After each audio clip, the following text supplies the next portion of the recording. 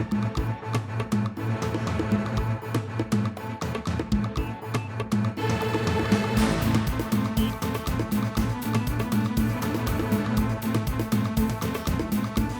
est 19h50, bienvenue dans ce journal de la rédaction de NCI. La Côte d'Ivoire maintient son attractivité auprès des investisseurs. Elle a même amélioré sa note selon les derniers résultats publiés par l'agence de notation Bloomfield Investment.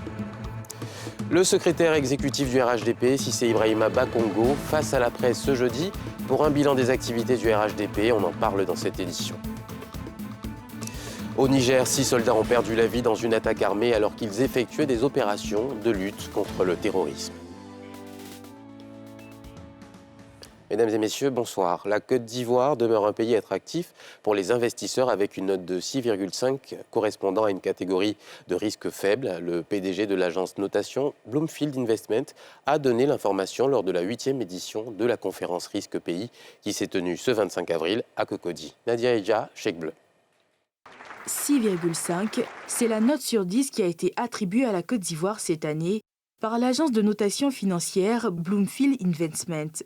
Cette note correspond à la catégorie des risques faibles et fait de la Côte d'Ivoire un pays attractif pour les investisseurs. C'est une économie attractive. Ceci dit, nous pensons qu'il est extrêmement important de renverser la tendance de la création de richesses. Aujourd'hui, vous avez 95% du tissu économique est composé de PME qui ne contribuent seulement qu'à 20%.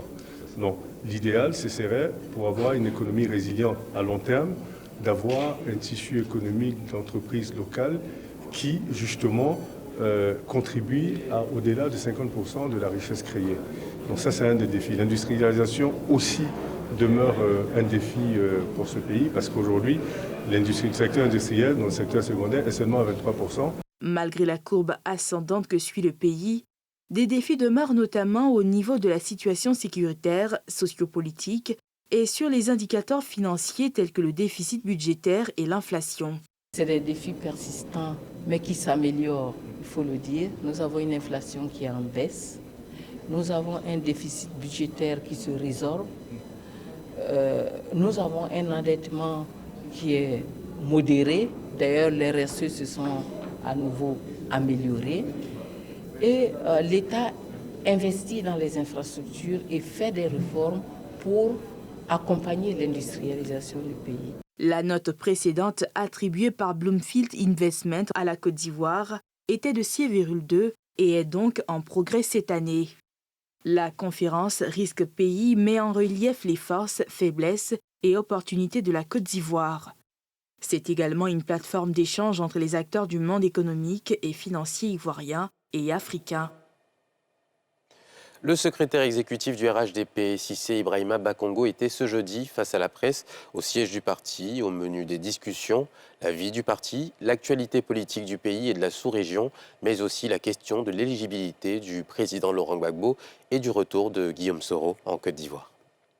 Mobilisation des militants, organisation interne du parti sont les points évoqués par le secrétaire exécutif du RHDP au cours d'une conférence de presse sur la vie du parti.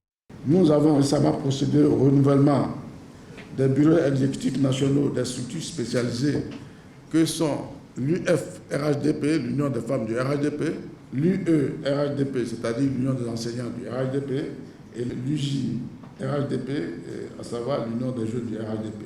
L'objectif, à terme, est de réussir la prochaine révision de la liste électorale et de gagner l'élection présidentielle de 2025 au premier tour. Notre candidat, qui ne fait l'ombre d'aucun doute, le président Alassane Ouattara. Actualité oblige, Cissé Bakongo a également abordé la question de l'éligibilité de l'ex-président Laurent Gbagbo et de l'éventuel retour de Soro Guillaume en Côte d'Ivoire. Nous avons le droit de mettre un avis qui n'engage que nous et de dire que Laurent Gbagbo a un problème du fait d'une décision de justice. Nous encourageons l'ex-président de l'Assemblée nationale, Soro Guillaume, et son entourage à poursuivre leurs efforts de consolidation de la paix et de la réconciliation nationale. Nous considérons donc que l'appel qu'il a lancé au président de la République, Alassane Ouattara, est un premier pas. Il faut que ce pas soit consolidé. Pour ce qui est de l'actualité régionale, Cissé Ibrahima Bakongo a salué le rapprochement entre la Côte d'Ivoire et le Burkina Faso et a exprimé le vœu du parti de renouer avec le dialogue dans la sous-région. Il a enfin rappelé que le RHDP se tenait prêt pour les prochaines élections présidentielles, avec à sa tête le président Alassane Ouattara. Le Centre national de télédétection et d'information géographique a fait le point de ses activités sur l'année 2023 au cours d'un déjeuner de presse organisé ce mercredi au plateau. Cette rencontre a réuni, en plus de la presse, des représentants des collectivités territoriales et autres partenaires du CNTIG. En plus du bilan et des perspectives, l'importance des outils géo-information ont été présentés. Nadia Edja, Joseph Zécré. Cette signature de convention entre la BRVM, Bourse régionale des valeurs mobilières, et l'Institut mondial pour la croissance verte traduit la volonté des deux entités de s'unir pour un futur plus écologique. Elle permettra de promouvoir la finance verte grâce aux émissions obligations durables dans l'UEMOA et l'accroissement des capacités des acteurs du marché financier régional en matière de finances durables. Aujourd'hui, la prise de conscience est mondiale et les acteurs du financement se mobilisent plus que jamais pour apporter une réponse adéquate. Nous sommes prêts à signer un protocole d'entente qui va contribuer au renforcement des capacités des acteurs du marché, intermédiaires, émetteurs, investisseurs. Favoriser les émissions d'obligations vertes dans notre Union à travers un dispositif d'accompagnement. Pour le ministre de l'Environnement, du Développement durable et de la Transition écologique, cette signature de convention est opportune car face aux défis climatiques, les ressources nationales restent encore faibles. Ce protocole d'accord qui est signé aujourd'hui constitue le point de départ de la volonté du marché financier ouest-africain de se tourner vers des sources de financement innovantes comme les obligations vertes, sociales et durables, capables de soutenir le développement durable et de surmonter les obstacles au financement climatique dans nos pays. Selon un rapport de la Banque mondiale sur le climat et le développement, les impacts climatiques pourraient faire baisser le PIB réel de la Côte d'Ivoire de 13%, d'où la volonté urgente des autorités de réduire l'émission de gaz à effet de serre du pays de 30,41% d'ici à 2030. La Bourse régionale des valeurs mobilières et l'Institut mondial pour la croissance verte ont signé ce 25 avril un protocole d'accord pour promouvoir la finance verte. La cérémonie s'est tenue au sein de la BRVM au plateau. Nadia Edja, Chèque Bleu.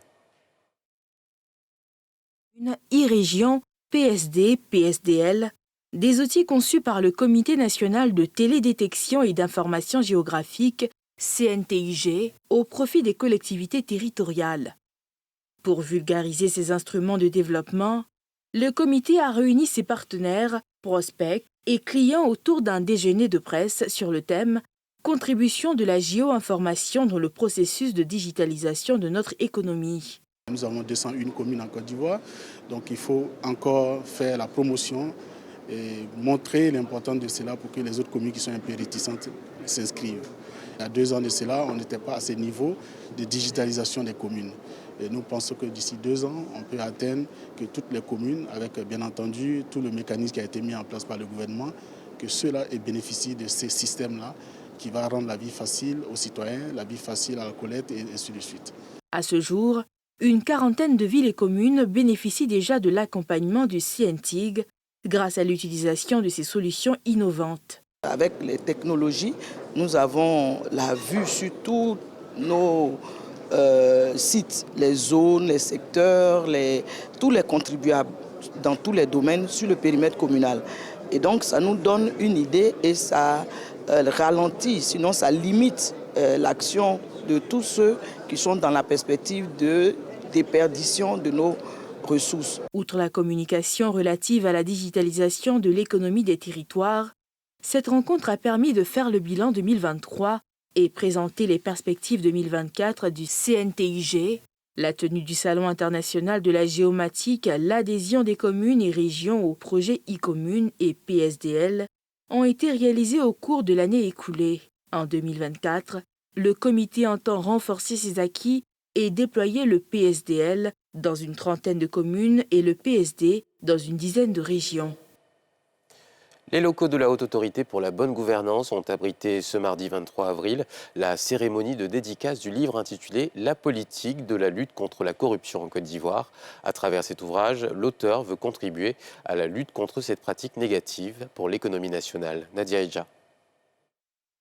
La politique de la lutte contre la corruption en Côte d'Ivoire, une proposition de loi portant prévention et lutte contre les formes de corruption actives, passives et protégées. C'est le titre de l'ouvrage que propose le sociologue Cyril Yokrogoué pour venir à bout de la corruption dans le pays. Dans son œuvre, il fait état de 5 faiblesses de l'actuel système anticorruption. Des insuffisances qui peuvent être corrigées grâce à plusieurs propositions consignées dans son livre. L'instrument avec lequel on lutte contre la corruption, c'est la Constitution. Donc la première action à poser quand on veut lutter sincèrement contre la corruption, c'est de changer l'organisation et le fonctionnement de l'État de manière à permettre aux institutions, au système judiciaire de jouer pleinement leur rôle. Donc voici déjà la première action forte à poser et tout le reste va suivre logiquement. Le secrétaire général de la Haute Autorité pour la bonne gouvernance a salué cet ouvrage qui s'intègre à la vision du gouvernement en matière de lutte contre la corruption. Ce livre, effectivement, vient apporter un plus à la communication et à la sensibilisation sur la lutte contre la corruption en Côte d'Ivoire. La HABG prendra ses responsabilités et on étudiera de près les réformes de textes qui sont proposées dans ce livre et on avisera le gouvernement en temps opportun. Né le 17 mars 1994, l'auteur est titulaire d'un master en sociologie du développement obtenu en 2018. Son livre, publié en 2023, compte 211 pages. Le monde entier célèbre le 24 avril de chaque année la journée mondiale de lutte contre le paludisme. En Côte d'Ivoire, c'est la ville de Bouaké qui a abrité mercredi la cérémonie officielle marquant cette célébration qui a pour thème cette année l'équité en matière de santé, du genre et des droits humains. Mardoché Kwasi. Le ministère de la Santé, de l'Hygiène publique et de la couverture maladie universelle et ses partenaires techniques et financiers se sont retrouvés à Bouaké autour d'un objectif commun, celui de se remobiliser pour faire face au paludisme qui ne cesse de faire des dégâts au sein des populations. Ce d'autant plus que les organisations internationales, engagées aux côtés de l'État dans la lutte contre cette pathologie, notent un relâchement dans la lutte.